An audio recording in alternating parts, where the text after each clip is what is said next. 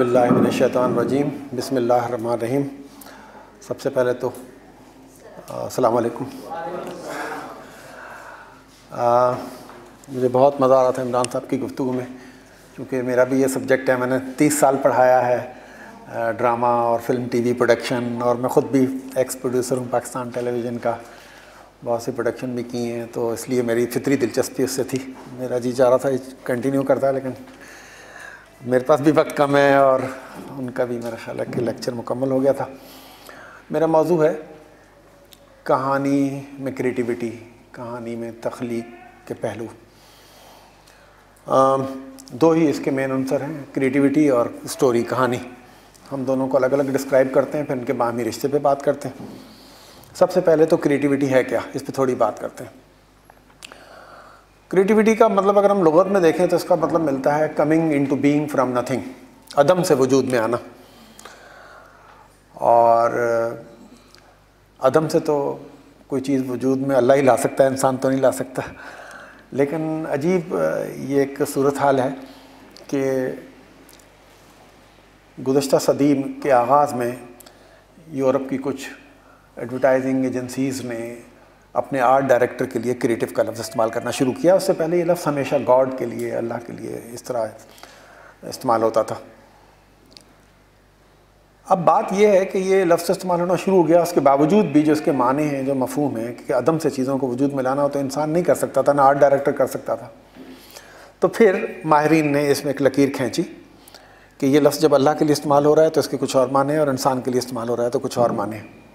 उसका तजर्बा हमने क्लासरूम में किया, और किया ये कि हमने बहुत सारे तालिब इल्मों को, बच्चों को हमने एक एक कागज़ दे दिया और एक एक पेंसिल दे दी, और उनसे कहा कि एक तस्वीर बनाएं एक ऐसे जानवर की जिसको किसी ने कभी ना देखा हो, और बिल्कुल आपकी सलाहियतों का इम्तिहान है, सोचें, एक नई चीज़ बना के लाएँ। सब बच्चों ने एक एक जानवर बनाया और वो कागज़ात जमा करवा दिए। जब उनको देखा गया तो तमाम बच्चों ने यही किया था कि हाथी की दुम ले ली, गर्दन ऊँट की ले ली, आँखें लोमड़ी की ले ली, पाँव खरगोश के ले लिए, और किसी ने अलग अलग तरह से इस तरह मुख्तलिफ़ जानवरों को मिलाकर एक नया जानवर बना दिया। तो जब 30-40 बच्चों ने ये काम किया तो जो चीज़ सामने आई वो ये थी कि इंसान जितनी भी नई चीज़ बना ले, मगर वो ऐसी चीज़ नहीं बना सकता जो उसके मुशाहिदे का हिस्सा ना हो। हमारी तो इसका मतलब इंसानी क्रिएटिविटी उसके मुशाहिदे के अंदर है, और रब की जो क्रिएटिविटी है वो इंसान ने कभी देखी ना, एक नई चीज़ बिल्कुल वाकई वजूद में आ जाती है। तो फिर इसका मतलब ये हुआ कि इंसान के लिए जो क्रिएटिविटी की तारीफ़ मुतय्यन है वो ये हुई कि अ न्यू कॉम्बिनेशन, चीज़ें पहले से मौजूद हैं। देखें ना, अगर ये हॉल है, सीधा सा हॉल ऐसे ही होते हैं, है ना, इसमें 4 दीवारें हैं, कुछ खिड़कियाँ हैं और छत है और बीम है, आप जहाँ भी जाएंगे ऐसे ही मिलेगा आपको। लेकिन अगर कोई इंजीनियर या कोई आर्किटेक्ट, कोई इदारा इसको ऐसा बनाता है कि इसमें 4 की बजाय 8 दीवारें बना लेता है, और फ़र्ज़ करें कि इसकी छत में एक गोलाई सी पैदा कर देता है, कुछ और 2-4 का काम ऐसे कर लेते हैं, तो हम अगर वो अच्छा भी होता है तो हर आने वाला कहता है कि यार व्हाट अ क्रिएटिव मैन, वो व्हाट अ क्रिएटिव वर्क। ये तो इसकी बात हो गई। ये कोई तस्वीर आप ऐसी बना लें, कोई तहरीर ऐसी लिख लें, कुछ जिसमें नयापन चल के, तो हम कहते हैं कि क्रिएटिविटी, इंसान के लिए कहते हैं कि creativity is a fresh pair of eyes. ये आँखें तो वही हैं, मगर वो आँख कोई नई चीज़ देख सके। जंग में एक सीनियर जर्नलिस्ट होते थे, इंतकाल कर गए, वो जब कोई जॉब के लिए जाता था उनसे कहते थे, बेटा हाँ जॉब मिल जाएगी, ये लो 8 आने, यहाँ से 8 में बैठो, वहाँ तक जाओ टावर तक और वापस आओ, और फिर बैठकर खबरें बनाओ जो तुमने आज नहीं देखी। तो कई लड़के आते थे कि सर हमें तो कोई ख़बर नहीं मिली। तो उन्होंने कहा it means you are not creative, तुम्हारी आँख ढूंढ नहीं सकती, खबरें तो मौजूद हैं। अच्छा, मैं ज़ाती वाक़या इसमें एक शेयर करूँगा। देखें, बात हम क्रिएटिविटी की करनी है अल्टीमेटली, कि हमें अपनी कहानी में नयापन कैसे लाना है। मैं एक ज़माने में जसारत का डायरेक्टर था, तो अखबार का चक्कर लगाता था, शाम में आता था। तो एक दिन मैं आया तो मैंने देखा एक ख़बर लग रही है कि पाक कॉलोनी में पथराव। मैंने खबर पढ़ी कि आज कोई झगड़ा हो गया ग्रुप में और लड़कों ने पथराव किया, कुछ लोग ज़ख्मी हो गए, कुछ इमलाक को नुकसान पहुंचा। मैंने वो ख़बर निकाल दी। मैं उस खबर का गवाह था। मैं अहमद फूड से आ रहा था, वहाँ पथराव हो रहा था, मैंने खुद खड़े होकर थोड़ी देर देखा और मैंने उस खबर को बनाया कि पाकिस्तान की तारीख का सबसे कीमती पथराव। और ख़बर ये थी कि वहाँ मार्बल की दुकानों के बाहर जो पत्थर के छोटे छोटे टुकड़े रखे रहते हैं जो मार्बल से टूट के वो हो जाते हैं, तो उसमें संगे मरमर भी था, संगे अहमर भी था और फलां भी था, कई तरह के थे। तो कुछ तो नाम मैंने वैसे लिख लिए, कुछ पूछ के मैंने 5, 7, 8 नाम लिखे। मैंने कहा कि पाक कॉलोनी में एक पथराव किया गया जिसमें 9 तरह के कीमती पत्थर इस्तेमाल हुए, उसमें संगे मरमर, संगे अहमर, संगे फलां फंगे, ये हुआ। वो खबर हमारे यहाँ तो लगी, लेकिन नेक्स्ट डे 3-4 अखबारों ने बॉक्स में उस खबर को लगाया। आप मुझे बताएं, वही खबर एक दिन पहले किसी जर्नलिस्ट ने देखी।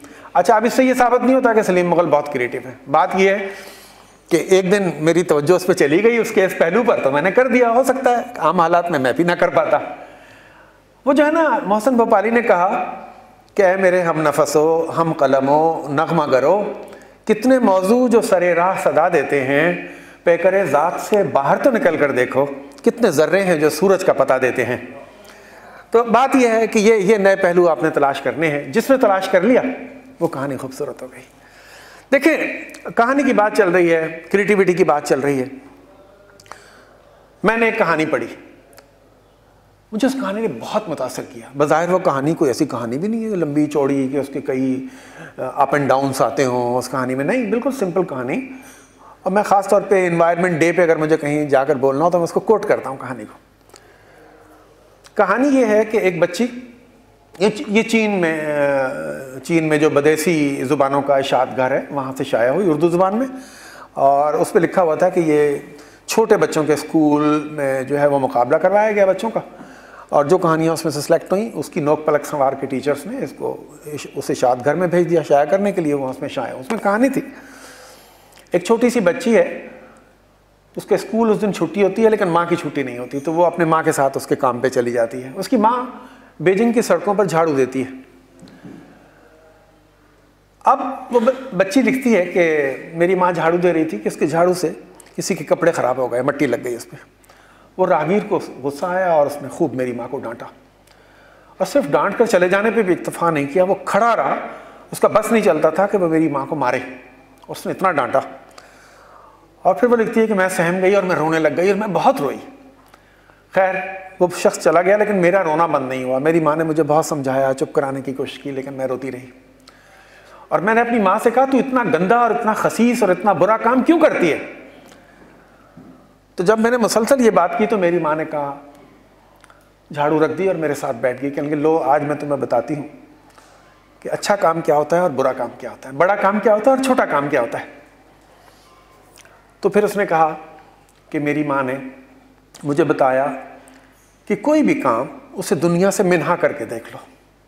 अगर उसके मिन्हा करने से दुनिया का निज़ाम ठीक ठीक चल रहा है तो वो काम कोई बड़ा काम नहीं है, लेकिन अगर उसको मिन्हा कर देने से दुनिया में मसाइल पैदा हो गए तो वो काम बहुत बड़ा काम है।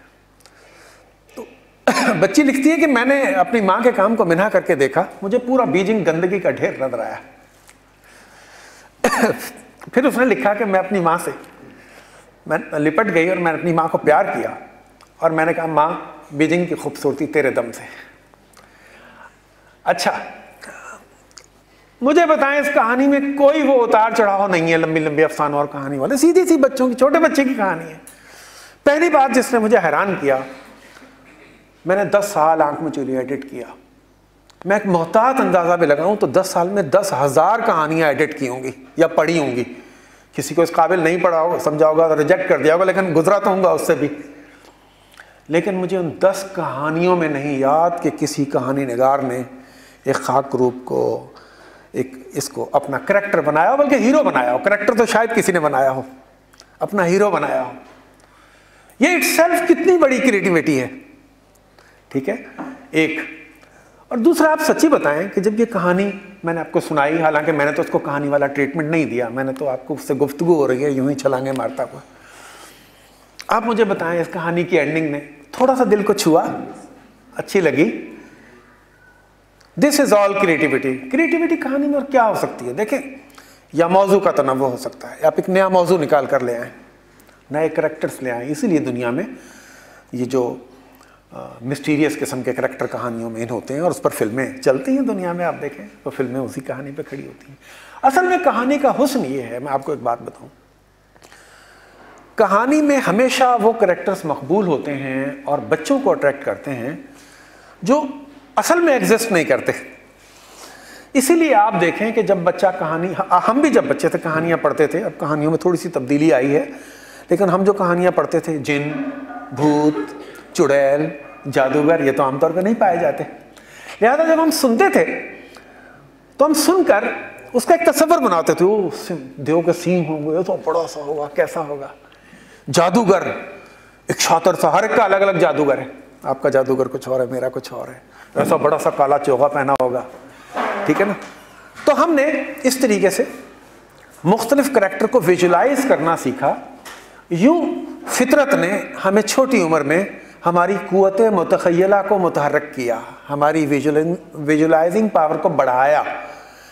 और याद रखें, ये बात भी यहाँ सोचने की है कि उस वक्त जब दुनिया में ना इब्लाग के ज़राए थे और ना ये ट्रांसपोर्ट थी इधर से उधर जाने की, और थोड़े थोड़े फासलों पर रहने वाले कबीले भी एक दूसरे से बेखबर थे, तब भी दुनिया के हर कबीले में, हर माशरे में कहानी मौजूद थी। तो इसका मतलब है कहानी कोई फितरी तकाजा है, वरना हर जगह नहीं होती। किसी में होती, कबीले में जहाँ किसी ने एक गढ़ ली, आगे चल पड़ी, किसी ने नहीं गढ़ी, वहाँ सुनाई नहीं जाती। तो इसका मतलब ये है, मैं हिस्ट्री पढ़ रहा था कि इंसान ने, कहते थे इंसान की पहली फिल्म कौन सी है, तो जो नॉन हिस्ट्री में चीज़ आई सामने वो ये कि कुछ इंसानों ने जंगल में आग लगाकर उसकी रोशनी में इससे खरगोश, हिरन और जानवर बनाए और उसकी तस्वीर विजुअल बना बना के जो दूसरे किसी सरफेस पे नज़र आ रहे थे उसकी आवाज़ें निकाली, फिर उनकी लड़ाइयाँ करवाई, फिर उसमें एक स्टोरी डेवलप की। ये दुनिया की पहली फिल्म थी, ठीक है ना।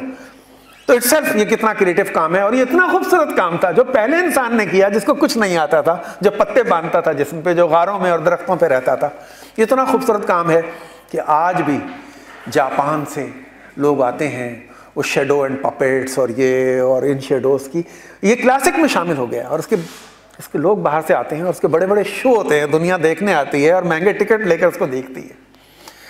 तो कहानी में जो क्रिएटिविटी है वो या तो नया मौजू दाखिल करना है या नया करैक्टर दाखिल करना है। एक मैं ये भी कहता हूं कि बात चीज़ें हम उसे क्रिएटिव ना कहें, लेकिन अगर वो ना हो तो कहानी में नक्स पैदा हो जाता है। नंबर 1, अपने पढ़ने वाले का या अपने देखने वाले की उम्रों का तयन करना। उसकी वजह है कि ये बड़े के साथ मसला नहीं है, जब आप टीन एज या उससे निकल गए तो फिर आपका एक ही एज ग्रुप हो गया। लेकिन बच्चे का बड़ा मसला ये है कि हर 2-3 साल में उसकी सलाहियतें जुमला बदल रही हैं। वो उसका एब्जॉर्बिंग माइंड कुछ से कुछ हो रहा है, उसका मुशाहिदा कुछ से कुछ हो रहा है, उसकी सोच के अंदाज बदल रहे हैं। इसीलिए आपने देखा होगा कि पूरी दुनिया में जितने भी बच्चों के लिए काम करने वाले इदारे हैं, वो हेमलन हो, वो लेडी बर्ड हो, वो टाइम लाइफ वाले हों, वो और इदारों के नाम लेते चले जाएं, आप इनको देखें कि ये जब अपनी किताबें छापते हैं तो उस पर लिखते हैं, मिसाल के तौर पे एक किताब पे लिखा हुआ है प्री स्कूल चिल्ड्रन के लिए, जो अभी स्कूल नहीं जाते, उनके लिए स्लूब अलग होगा, अल्फाज का ज़ख़ीरा अलग होगा, उसके लिए इलस्ट्रेशन चाहिए होंगी, उसके लिए छोटे छोटे करैक्टर चिड़ियों, परिंदों, कौवों के होंगे। फिर वो लिखते हैं मॉन्टेसरी एंड ये ग्रुप जो होता है छोटी क्लासों का ग्रुप, फिर उससे बड़ी स्कूल का। बाज़ दफ़ा ये एज से डिफाइन किया जाता है, this to this, this to this. तो पहली बात तो कि लिखने वाले को बड़ा वाज़ेह तौर पे पता होना चाहिए किसके लिए लिख रहा है। या तो वो बड़ी एज ग्रुप के लिए लिख रहा है तो चलेगा, अगर छोटी एज ग्रुप के लिए तो उसको एज डिफाइन करनी है, ताकि लिखते वक्त उसका कम्युनिकेशन में कहीं ऐसा प्रॉब्लम ना आए कि ग्रुप तो ये है, बात बड़ों की कह दी है। मैं अक्सर कई सेमिनार्स में मैंने ये सवाल उठाया है। हमारे यहाँ एक बहुत बड़ा प्रॉब्लम ये है कि हम अपनी किताबों के टाइटल पे टिड्डा और तोता और मैना और कोई कार्टून छाप के समझते हैं ये बच्चों का हो गया, और हम जो अंदर कहानियाँ देते हैं उसमें भी हम बच्चों के करैक्टर, बच्चों के नाम और बच्चों की हरकतें शामिल करके हम समझते हैं बच्चों का हो गया, लेकिन हम अपना ट्रीटमेंट देखें बच्चों का नहीं होता, वो बड़ों के अफसाने वाला होता है। ये बड़ा प्रॉब्लम हमारे यहाँ। तो क्रिएटिविटी अपनी जगह है, लेकिन अपने उसलूब को सीधा रखना, अपने इब्लाग को ठीक रखना और अपने मैसेज को ठीक ठीक दूसरे को कन्वे कर देना। और दूसरी बात ये याद रखें कि जब भी कुछ लिखें, मैं कहानी की बात नहीं कह रहा हूँ, मैं तो कह रहा हूँ अम्मी को ख़त लिखें तब भी उसका इब्लाग आसान करें। एक ज़माना था जब इल्म का रौब होता था कि आप मुश्किल अल्फाज इस्तेमाल करें, और लोग आते थे ऐसे शेर पढ़ते थे, ऐसे मकालमे कहते, वाह वाह वाह वाह क्या इल्म है, क्या कहा, और किसी से इम्तिहान ले लो कि क्या कहा था, किसी की समझ में नहीं आया, ठीक है ना। तो ये जो इब्लाग का मजमून आगे बढ़ा आहिस्ता आहिस्ता, इसने बड़े सीक्रेट्स आउट किए। इसने कहा असल चीज़ वो लफ्ज़ नहीं है, असल चीज़ तो वो मैसेज है जो इधर से उधर सक्सेस जिसको ट्रैवल करना है। अगर मैसेज नहीं पहुंचा तो वो लफ्ज़ बेकार हो गए ना। लफ्ज़ तो कैरी करने वाली एक चीज़ है, वो किसी मैसेज को कैरी करके वहाँ तक पहुँचा रही है। आपने मुश्किल लफ्ज़ों में उस सफ़र को मुश्किल बना दिया तो आपका कम्युनिकेशन आसान हो। हमेशा जब भी लिखें, बच्चों का क्या, मैं तो कहता हूँ बड़ों के लिए भी आसान अल्फाज लिखें।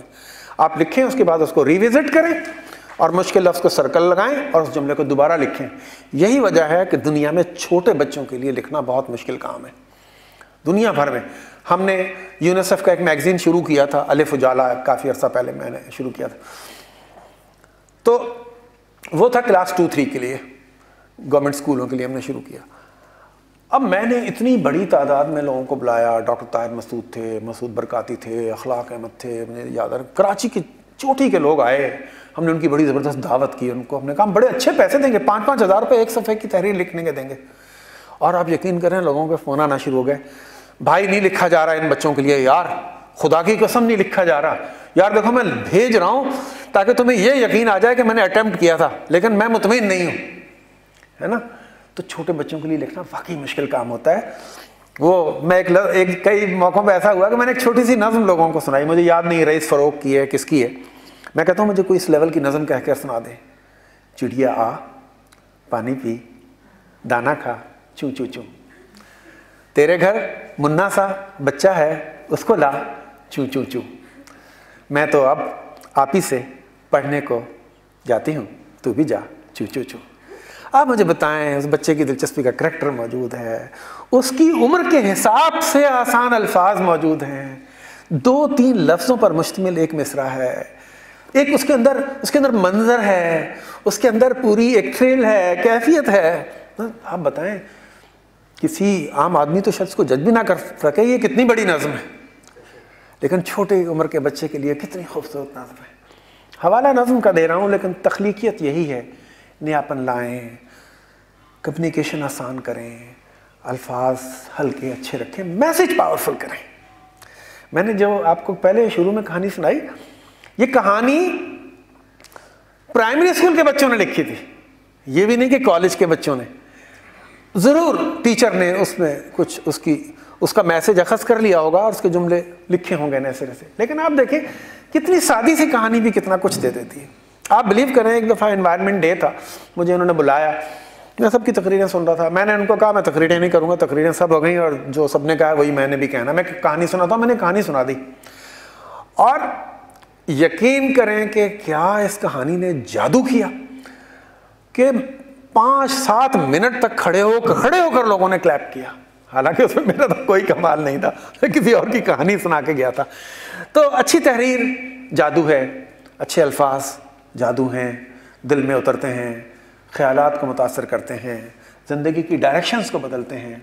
और फिर सबसे बड़ी बात जो है वो ये है कि कहानी हर बड़ी तख्लीक, हर बड़े काम की बुनियाद है।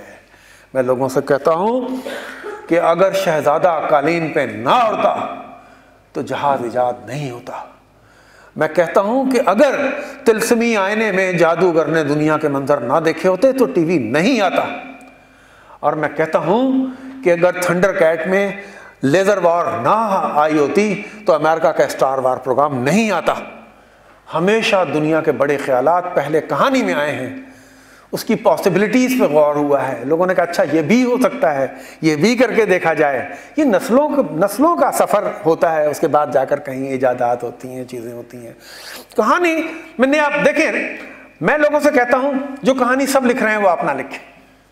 एक बात तख्लीक़त की बात। नंबर 2, आपने कहानी लिखी, एक सिचुएशन, एक जगह पे पहुँचे, अब आपका ख्याल है कि आपका कारी ये सोच रहा होगा अब ये होने वाला है, वहाँ से बदल दें, वो ना करें, कुछ और कर लें। और फिर उसने सोचा कि अब तो ये होगा, आप कहें नहीं अब ये भी नहीं होगा, आखिर तक उसको हैरान और परेशान करते चले जाएं, कहानी अच्छी हो जाएगी। ओवरऑल कहानी का थीम अच्छा होना चाहिए। कहानी हर तरह की होती हैं, वाक़याती होती हैं, तासुराती होती हैं, नसीहत आमोज़ होती हैं, एडवेंचर पर मबनी होती हैं। वो एक अलग चीज़ है कि आप कहानी किसके लिए लिख रहे हैं, क्यों लिख रहे हैं, क्या है। और बाज़ दफ़ा ये ज़रूरी नहीं होता, बाज़ दफ़ा ये 2 और 3 चीज़ें मिलकर भी कहानी में आ जाती हैं। एडवेंचरस कहानी है लेकिन नसीहत आमोज़ है। अखलाक अहमद लिखते थे हक स्क्वाड, बहुत मकबूल हुआ, और उसी में वो खूबसूरत मैसेज भी देते थे कि स्कूल के बच्चे क्या अच्छे काम कर सकते हैं, वो मैसेज जाते थे उसमें। तो बाज़ दफ़ा ये 2-3 कॉन्सेप्ट उनके अंदर मर्ज, एक कहानी में भी मर्ज होते हैं। लेकिन अपनी तहरीरों को तवालत से बचाएं, अपनी तहरीर को सादा रखें, अपनी तहरीर को आसान रखें। अपनी तहरीर में अपने जो आपका वो है पढ़ने वाला, उसकी उम्र और उसकी डिमांड क्या है उसको जहन में रखें। ये इतना बड़ा मजमून बन गया है देखते ही देखते कि अब दुनिया भर की मॉन्टेसरी में स्टोरी टेलिंग एक बहुत बड़ा मजमून बन के आ गया है। आपको पता होगा, अब स्कूल ढूंढ रहे हैं स्कूल के स्टोरी टेलर मिले, कोई स्टोरी सुनाने वाला मिले। टीचर सुनाती तो हैं बेचारी जैसे तैसे करके, लेकिन स्टोरी का वो आर्ट कि एक लम्हे को सुनने वाला अपने चारों तरफ से बेखबर हो जाए। मैंने बचपन में ऐसी कहानियाँ सुनी हैं बुजुर्गों से, वो सुनाते सुनाते इतना इन्वॉल्व कर लेते थे कि हमारी ऐसी शक्ल होती थी, और फिर सांप ने यूँ किया, हम यूँ हो गए। नहीं, ये कैफियत मुझे टीवी पे नहीं देख रहा मैं, कुछ और नहीं, उसके साथ कोई स्पेशल इफेक्ट्स नहीं चल रहे हैं, लेकिन सुनाने वाले ने ये कमाल कर दिया कि हमें ऐसा लगा सांप ने मुझे डसने की कोशिश की, है ना। तो कहानी, देखिए ये सारी चीज़ें रियाज से आ जाती हैं। आप वर्कशॉप ना भी लें, दुनिया का बड़ा काम करने वालों ने वर्कशॉप लिए हैं क्या, या उन्होंने कॉन्फ्रेंसें अटेंड किए हैं क्या? दुनिया की बड़ी तहरीरें लिख ली गई, ये रियाज, चीज़ें रियाज से आती हैं। आप इन्वॉल्व रहें, कहानी पे कहीं बात हो रही है सुने, कहानी पढ़ें, अच्छी बुरी कहानियों में फ़र्क करना सीखें और लिखते चले जाएं। जदून अदीब की कहानी मेरे पास आती थी, मैं फेंक देता था, इसको लिखना नहीं आता था, आँख में चली। अब जदून अदीब अच्छा लिखता है, मैं उसकी कहानियाँ पढ़ता हूँ। तो इसका मतलब जब किसी काम को मुसलसल किया जाए तो आहिस्ता आहिस्ता आप वो राज खुलते हैं कि इसको कैसे अच्छा करना है, ठीक है ना। बाज़ कहानियाँ इतनी अच्छी होती हैं, छोटी छोटी कहानियाँ होती हैं। मैंने कहानी तर्जुमा किया कार्नेलिया के जवाहरात, ये एक फ्रांसीसी कहानी थी। एक अभी आप ढूंढेंगे इसमें क्या खूबसूरती है, लेकिन मुझे अच्छी लगी, मैंने उसको शाया भी किया, लोगों से भी अच्छी फीडबैक भी अच्छा मिला। 2 औरतें एक घर के लॉन में बैठी, वो एक अमीर औरत का घर है लेकिन उसकी दोस्त गरीब है, वो आपस में बातें कर रही हैं। तो अमीर औरत कहती है कि तुमने क्या मेरी वो ज्वेलरी नहीं देखी जो मैंने अभी बनाई है गुज़िश्ता साल? मैंने कहा नहीं, मैंने तो नहीं देखी, तुमने दिखाई कब? कहा अच्छा रुको।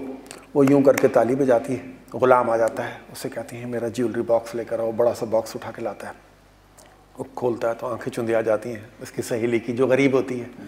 ओह, सोना चांदी हीरे जवाहरात, क्या क्या, हैरान हो जाती है। अमीर औरत पूछती है कि क्या तुम अभी तक उसी तरह गरीब हो, तुमने कुछ नहीं बनाया? वो कहती नहीं, अब तो मैं बहुत अमीर हो गई हूँ। हैं? तो फिर कहाँ छुपा के रखा है, दिखाओ ना। उसके करीब उसके 2 बच्चे खड़े होते हैं, वो उन 2 बच्चों को बुलाकर अपने सीने से लगा लेती है, कहती है देखो ये है ना। बच्चे आपस में कहते हैं जब ये बात ख़त्म हो जाती है कि माँ ने उस अमीर औरत के सामने जिस मान का इजहार किया है, हम इस मान को टूटने नहीं देंगे। हम पढ़ेंगे और हम इतने बड़े आदमी बनेंगे कि वो अमीर औरत रश करे, अपनी दौलत को भूल जाए और हमें याद रखे। ये वह बच्चे अहद करते हैं, बच्चे पढ़ते हैं, बच्चे अब फ्रांस के बहुत बड़े आदमी बनते हैं। और उस कहानी में मेंशन था कि फ्रांस में आज भी ये कहानी माएँ अपने बच्चों को सुनाती है। मैं आपसे पूछता हूँ कोई कहानी ऐसी है जो नस्ल दर नस्ल अपने बच्चों को मोटिवेशन देने के लिए माएँ सुनाती हैं? कहानी तो बड़ी हो गई ना, कितने असबाक से बड़ी हो गई, कितने नावलों से बड़ी हो गई। छोटी सी कहानी है, कुछ भी तो नहीं है। 2 औरतें, 2 बच्चे, एक लान, एक गुलाम, 1 मिनट में कहानी ख़त्म 2 सफ़ों पे। लेकिन उसका इम्पैक्ट कितना बड़ा है। असल में कहानी बड़ी वो है जिसका इम्पैक्ट बड़ा है। बाज़ दफ़ा ऐसा भी होता है, हम उससे भी कहानी माने और उससे भी क्रिएटिव कहानी कहें, उसका कोई प्लॉट नहीं होता और उसका कोई सेंट्रल कॉन्सेप्ट बहुत ताकतवर नहीं होता, लेकिन उसको पढ़ते हुए अच्छा लगता है, मज़ा आता है। तो उसमें भी हम सीखते हैं, हम उसमें जुमले बनाना सीखते हैं, अल्फाज बरतना सीखते हैं, ज़ुबान सीखते हैं। ये भी खूबसूरती है कि उन कहानियों के साथ ये कहानी भी पढ़ी जाए। बहुत सी बातें हो सकती हैं। मैंने ना बताया कि मेरे यहाँ 12:30 बजे कुछ मेहमान आएंगे।